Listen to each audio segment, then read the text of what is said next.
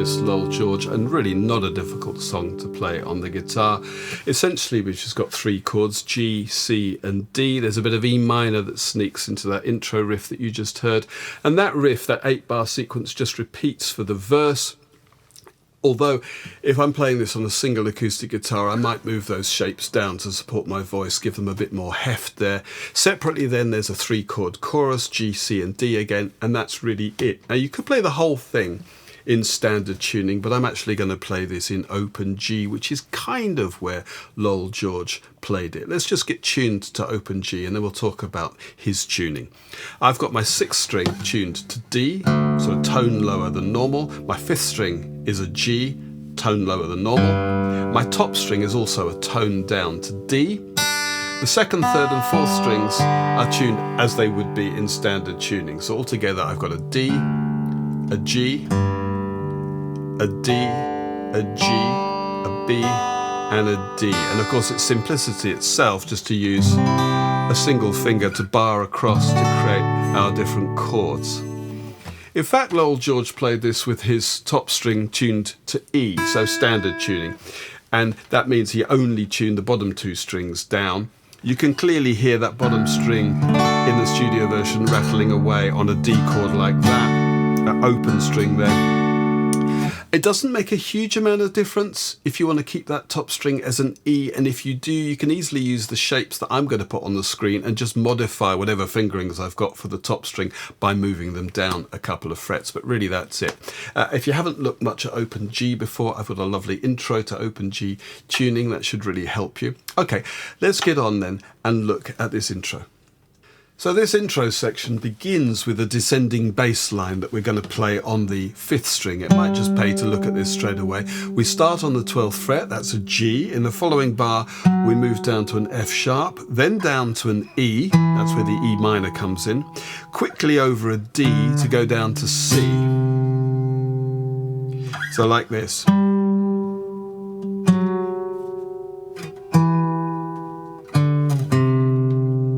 If we look at the chords that go with that, we can see that we start with this.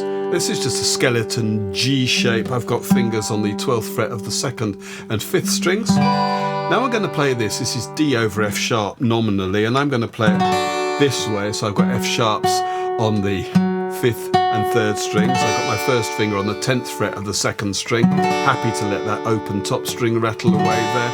Now I'm going to play E minor. Really, I've got a D at the top. I should probably call that E minor 7, but you know, who cares? That'll do. I've got my 1st finger on the 8th fret of the 2nd string, and then my 2nd and 3rd fingers on the 9th fret of the 4th and 5th strings. Very quickly he plays a D, and it might be enough just to play a note on the 7th fret of the 5th string before we move down in the following bar to a C chord. And for that C chord I'm going to bar across all 5 top strings at the 5th fret. You could, for the D, if you've got time, play all across the top 5 strings at the 7th fret. But if I put those together nice and slowly, we're going to get this.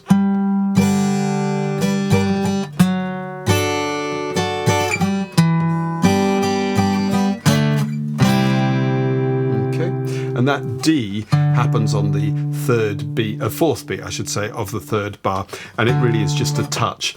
When we come to the verse, which is the same chords, you can kind of leave that out if you want to. He doesn't play that on the guitar, but you can hear it in the piano and bass anyway.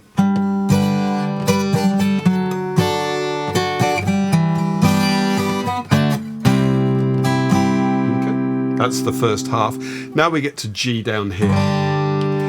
Now, in his tuning, he would be fingering it like this, with fingers on the top 2 strings at the 3rd fret. There's a live version from '77 that's here at Rock Palace on YouTube, and you can clearly see him doing that, which is really how I know that he's tuning the top string to E. But I'm going to play it this way. That gives me the same chord shape, a bar of that, and then we get this,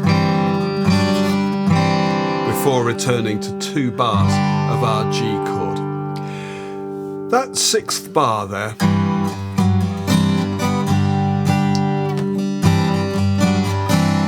is a little like Both Sides Now by Joni Mitchell, of course. We get fingers on the 1st fret of the 2nd string and 2nd fret of the 4th string, moved up and then back down again.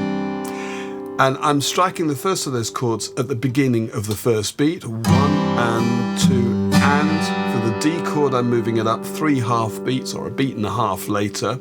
That stays there for 3 more half beats, and then I'm back to my C over G on the 4th beat only. If I give you that in half beat counts, we're going to get 1 and 2 and 3 and 4 and you can articulate that with your strumming. That should help you keep the rhythm together. 1 and 2 and 3 and 4 and 1, 2, 3, 4. And that's the whole of it. Let's just have the whole of the second half there, and then we'll put it all together. 1, 2, 3, 4. 1 and 2 and 3 and 4 and 1, 2, 3, 4. So the whole thing slowly, and then we'll do it up to speed. 1, 2, 3, 4.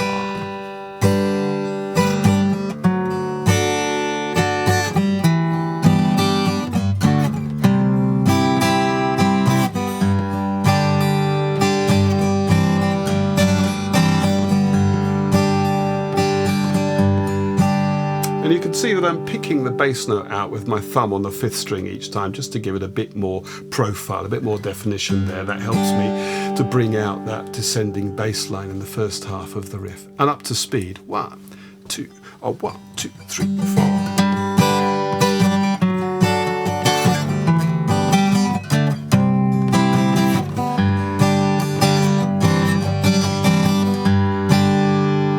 4. Okay, that's the whole of the intro done.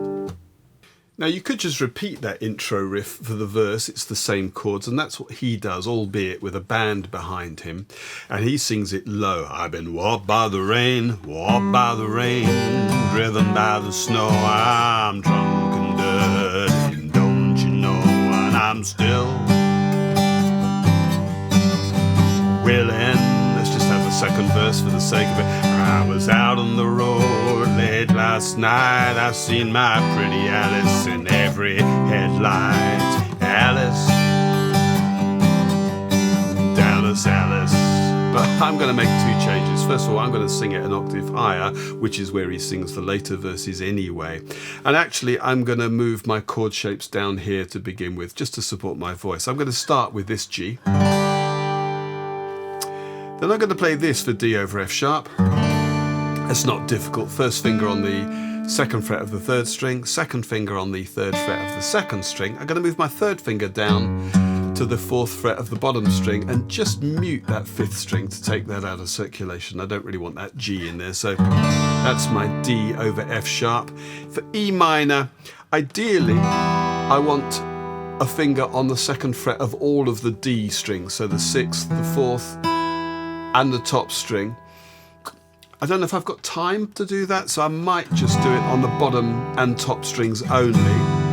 And then for that passing chord of D on the 4th beat, as I said, he doesn't play that, but if you want to get a bit of that in there, maybe just hit the open 4th string on that beat. 1, 2, 3, 4, before moving on to the C. The rest of this is exactly the same as we'd have in the intro, but we end up here. Okay, let's have the first verse. I've been walked by the rain, driven by the snow. I'm drunk and dirty, and don't you know, and I'm still willing, and so on. And there are 4 verses in total. Intro, verse 1, verse 2, chorus. And then we get our intro as an interlude. Then we come back and do the 3rd and 4th verses, and we play the 2nd chorus. And that leads us out of the song. So let's look at that chorus now. The chorus is straightforward enough, but it takes a couple of detours in terms of our time signature. We get an extra couple of beats here and there. So I think the best thing is just to talk you through it. Either you put in some 2-beat bars, or you extend a couple of the bars by 2 beats to make 6-beat bars, which is what I'm doing. That happens a couple of times, and that also happens in the outro.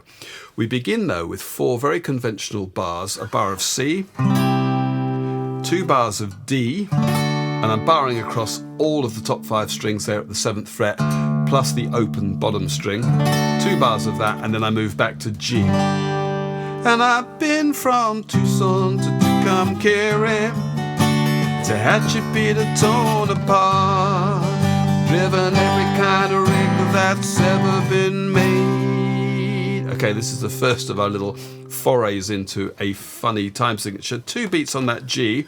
Every kind of, then I've got A minor 7 if you want it. These are optional details here. You could just stay on G here, but if you want to play this little walk up, A minor 7, which looks like an E minor in conventional standard tuning, plus a first finger there on the first fret of the second string. 2 beats of that. I'm going to move that shape up to G over B, but I'm going to lose the third finger, so I've got an open 4th string for G over B, up to C. Every kind of rig that's ever been made. 2 bars of that. I carry on with C for another 6 beats and then move up to D. Driven the back road so I wouldn't get weighed. And then everything slows down and it's kind of out of time. So let's just have the first bit and then we'll look in detail at the second half. And I've been from Tucson to Tucumcari, Tehachapi to Tonopah, driven every kind of rig that's ever been made, driven the back road so I wouldn't get weighed. And then it all stops. And if you give me, and that climb up that we had, we actually get that in reverse now. And if you give me weed, white sand, still out of time. And finally here we get back into time. Wine, and you show me your sign, and I'll be willing, and now, to be moving. So that last little bit is just like the last 4 bars of the verse. All right, let's see if we can have the whole of the chorus. And I've been from Tucson to Tucumcari, Tehachapi to Tonopah, I've driven every kind of rig that's ever been made, driven the back road so I wouldn't get weighed. And if you give me weed, white and wine, and you show me your sign, and I'll be willing to keep moving. Okay, that's the whole of the chorus.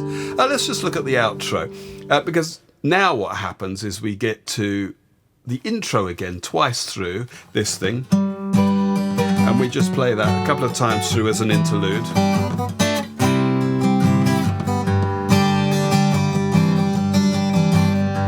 That repeats. Then we get the 3rd and 4th verses. I've been kicked by the wind, robbed by the... all that. We get into the second chorus, and initially it's exactly the same, but the very ending, I'll be willing, we get this, to be moving. Into that moving bar, I'm going to count 6 beats. And on the 6th beat, I'm going to play D for a single beat before finishing on the final bar of G. So let's go from the weed white, and if you give me weed white and wine, and you show me your sign, I'll be willing to be moving 3, 4, 1, bum, bum. And that's how the song ends. So you just got to count 1, 2, 3, 4, 5, 6.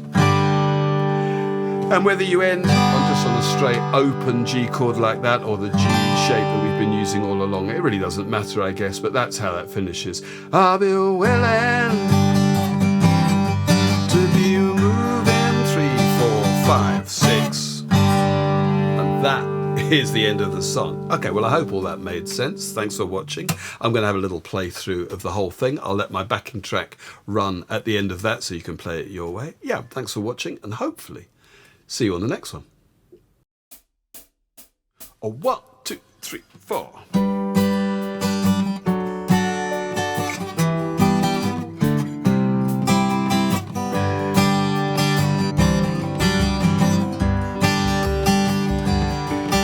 I've been walked by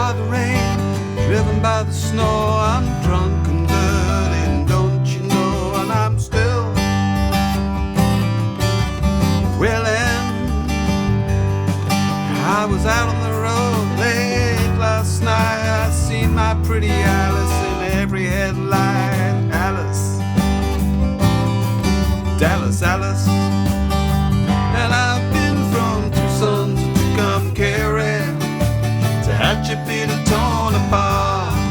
I've driven every kind of rig that's ever been made. I've driven the back road so I wouldn't get weighed. If you give me weird whites and wine, and you show me a sign, I'll be willing to be moving.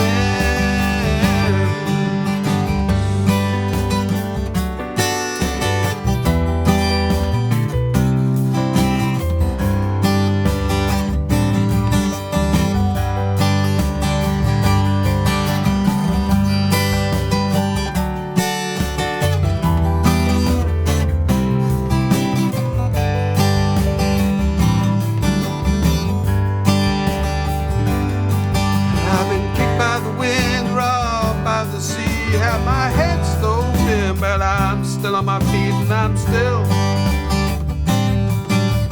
willing.